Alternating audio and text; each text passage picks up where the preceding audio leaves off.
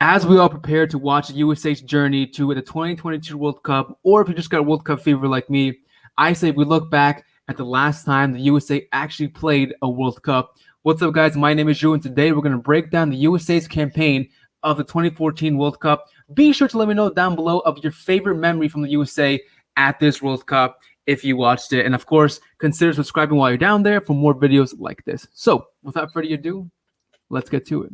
So before we go ahead and talk about the World Cup, let's first look at the roster that was announced for the 2014 World Cup by then coach Jurgen Klinsmann. So here we go. Let's start with the goalkeepers, obviously, as always.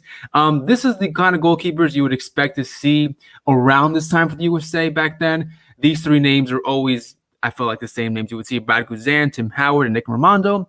Not much to say there. Not really much other choices back then, I would say, at least in my opinion, that would even challenge Tim Howard. Tim Howard was the GOAT, and he still is the GOAT, so that's that. Onto defenders, we have, of course, freaking veteran and GOAT himself at the left back, DeMarcus Beasley. We got Matt Beasler from Kansas City, John Brooks, who was at Hertha Berlin still at that time, Jeff Cameron, who was playing at Stoke City, Timothy Chandler, totally forgot about this dude, Omar Gonzalez, who was with the Galaxy at that time, Fabian Johnson from Hoffenheim, and of course, a young DeAndre Yedlin, who was fresh out of the Seattle Academy, who was just fresh on the scene back then. Onto the midfielders, we had, of course, Kyle Beckerman, Alejandro Bedoya, Michael Bradley from Toronto still, Brad Davis from Houston, Mix Discaroid, the freaking GOAT, the only GOAT challenging Breck Shea. Julian Green from the Bayern Munich Academy, who was, again, fresh on the scene, even fresher than Yedlin ones. We'll get to Julian Green later on in this video. Jermaine Jones, of course, and of course, Graham Zusi to finish up the midfield. On to the strikers now. We have Josie Altidore, who was at Sunderland during this time. We all know how that trip went for him at Sunderland. Clint Dempsey from Seattle Sounders, Aaron Johansson, and of course, Chris Wondolowski from San Jose Earthquakes in the MLS. That was the roster that was called up by Jurgen Klinsmann, and the biggest snub, which was the talk of the town, I wish I had a channel back then, we all be talking about this shit, was that Landon Donovan was not part of this team. Yes, Landon Donovan was kept out by Jurgen Klinsmann. He was called up to, I think, about the 26 to 30 man preliminary roster before this. So he did play and train with the team. He was part of the World Cup qualifying. But when it came down to making the final decision to go to the World Cup, Jurgen Klinsmann snubbed Landon Donovan, which most people say was over favoring a young Julian Green. And then we'll talk about all that drama later on in the video. The U.S. qualified for this World Cup after an impressive, I would say, performance in the hexagonal or the hex. That was the format, the last stage format that CONCACAF had. 6 teams would battle it out to see which top 3 teams would automatically go to the World Cup. The 4th place team, I think, had to play a playoff against New Zealand, it was back then. But the USA, I think, had a pretty good performance. They finished top of the table, 7 wins, 1 draw, and 2 losses, scoring 15 goals, only conceding 8 against them. Josie was actually the top goal scorer of this campaign with 4 goals to his name. I hope for the same success for this coming qualifiers with our golden generation. So on to the big stage itself. The USA was seeded into Group G with eventual champions Germany, a Portugal side led by a not fully fit Ronaldo, and World Cup rivals Ghana. This group was declared the group of death, but I really never saw it as that. I thought Group D was the real group of death, in my opinion, with England, Uruguay, Costa Rica, and Italy. They're battling now in that group. To me, I'd be like, yeah, that's a group of death for me. But, whatever. Our group was still one of the toughest to get out of in this World Cup. To kick off the group stage, the USMNT opened up against Ghana, which ended in a 2-1 win for the USA. Dempsey opened the scoring after a nice solo run into the box within the first minute of the game. I think it was like 29 seconds or something like that took him to score the first goal of this World Cup for us. It wasn't all too good, though, as just 23 minutes in, we did lose Altidore due to injury that kept him out for the remainder of the tournament. It was, I think at this time he was battling an injury. He was there was something there, and then of course it happened at the World Cup, and then I don't think we could have replaced him anyway. We also had a slight injury scare with Matt Beasler, who was taken off at halftime, which led to the appearance of John Brooks, who back then was a really young John Brooks. He wasn't really the big defender he is now, but he did have the potential back then. What we see today of John Brooks is what we were expecting to see back then. and now he's finally reached his potential. Hopefully he gets even better as time goes. I know he's older now, but never doubt John Brooks. Andre Ayew from Ghana did tie it up with only 8 minutes to go in the game, but alas, a young John Brooks scored the game winner from a corner kick in the 86th minute. I think it was his first goal for the USA, obviously his first World Cup goal in general, and it was just an immense feeling. Beating Ghana was also a great revenge since they were the team that knocked us out of the 2010 World Cup, so this was good to have some revenge there, beating them in the opening game in just dramatic fashion. 3 points in from the first game, tied at the top of the table with Germany at the top of Group G. And then on to our next opponents, Portugal. I like the way that this table was set up too. Our opponents were lined up. I think I went by difficulty level. It went from Ghana being like a medium difficulty level, Portugal a hard difficulty level, and of course Germany being the hardest difficulty setting in this group stage. So yes, our next opponents were Portugal, and like I said earlier, this was a team that had a not fully fit Ronaldo. He did have a pretty big injury, I believe, before the World Cup, and I remember him doing everything he can to try and recover some more match fitness, but you could tell that he really wasn't his real self back then. He was in his prime back then as well, so I feel blessed that we don't have to feel that wrath during this time. But yes, so they were our next opponents, and things are looking good for us, especially with the opening game. I felt okay. Going into the game, I felt like, yeah, I think we could possibly grind out a win against Portugal in this game.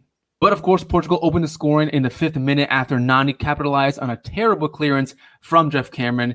Team USA had some chances, though, as Michael Bradley almost had a goal in the second half, but was cleared off the line just in time to save Portugal. In the 64th minute, Jermaine Jones scored one of the best goals of the tournament and one of the best goals in U.S. soccer history, whipping a long-range effort around everyone outside the goal, and it was just powerful. You can see the power in that strike, the curve. It was a beautiful, beautiful goal, immense goal, and a big opportunity for the USA to turn this game around in their favor. The addition of DeAndre Yedlin in this game really opened Portugal up and allowed the US to gain more attack on the wings. His pace was unmatched in this game, and one of his crosses eventually led to a Clint Dempsey goal that put the USA in the lead late in the second half. But of course, misery always has to follow the USA in every World Cup, and literally the latest goal ever scored at a World Cup, at the dying seconds of this game, Portugal equalizes from a terrible, terrible header. I mean, the header goal was fine, but it was Varela who scored the tying goal to tie the game. And it was just, he was unmarked. It was terrible defending. I was mad. We were so close to getting 3 points from Portugal, which would have been a historic win for us in this group stage against a Ronaldo-led Portugal. And if we did get the 3 points against this team, it would have actually led to Portugal being eliminated from the World Cup, and that would have made this win even more historic. But of course, in casual fashion back then, we blew it. But of course, 4 points within 2 games in the group of death. Nothing really to complain about. We should take what we get. Still undefeated, right? Well, now our biggest test comes at the group stage up against group leaders Germany. Both teams needed just 1 point to secure their place in the round of 16. The game ended closer than I'm sure we all thought it would. The only goal of the game was actually scored by Thomas Mueller in the 55th minute. This goal I felt could have been dealt with a little better. Again, the defending was just not there for me, not on point during this group stage or just during the World Cup in general. It came off the rebound of yet another great Tim Howard save. But look at this. Thomas Mueller, one of the most clinical finishers in recent times, especially for Germany, wide open. I know it's off a corner kick clearance, but still, there's nobody at the top of the box to maybe get a rebound.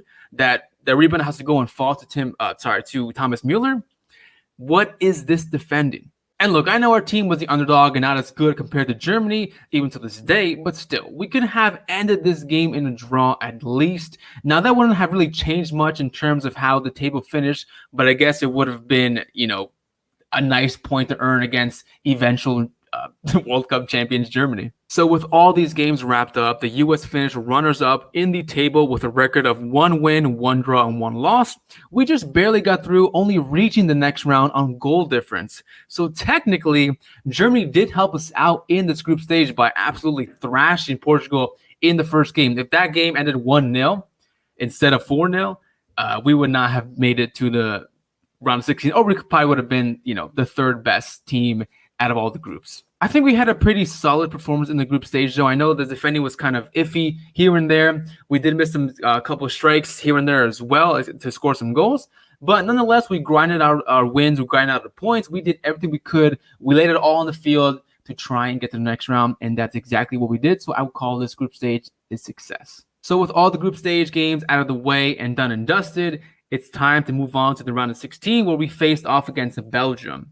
And this game is brings back a lot of memories. Belgium was a team right now who was in top of the table of Group H. Their group, though, really was not as strong as our group. They had Algeria, Russia, and South Korea. And I think those teams are not going to be as strong. We're not as strong, obviously, as the teams we faced in our group. So I did feel a little hope there. I was like, you know what? I saw our team grind out some good wins. I saw our team really give it our all. I think we could really push Belgium for a win. This game was all Belgium, though. From the first minute of the game, they were already breaking down our defense, and this was just the beginning. Tim Howard made a World Cup setting record of 15 saves in a single game, which a record he still holds to this day. Like I said, Belgium dominated this game with countless shots that our GOAT had to save over and over again. Team USA had one golden opportunity, though, deep into injury time of the second half. And you all know, at least if you don't know, I'm going to show you in a couple seconds.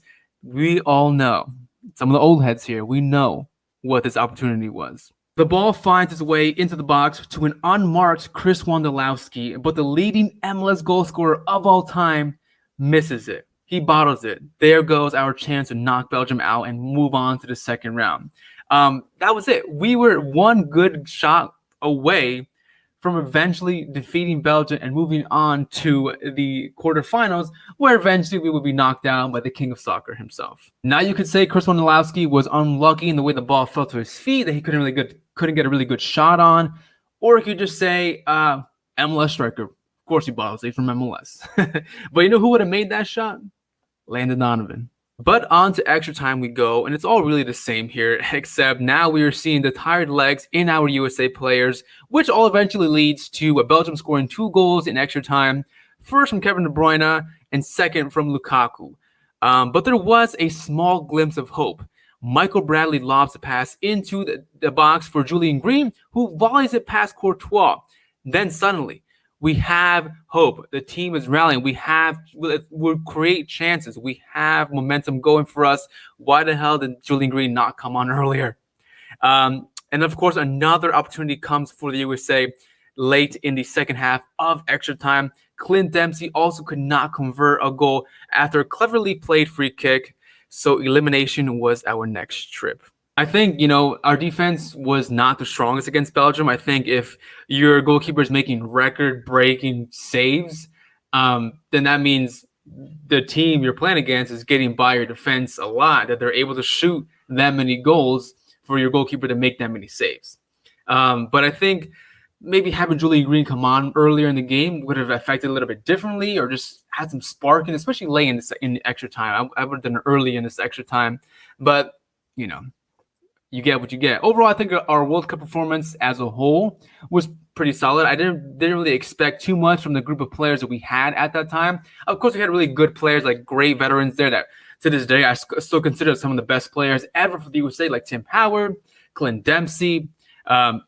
But Landon Donovan wasn't there. Michael Bradley to an extent, DeMarcus Beasley. Overall, though, I think our 2014 World Cup performance was pretty solid. I did not really expect too much from our players that we had back then. I knew we were kind of like the underdogs in maybe almost every game we would have played in the World Cup, and we pretty much were.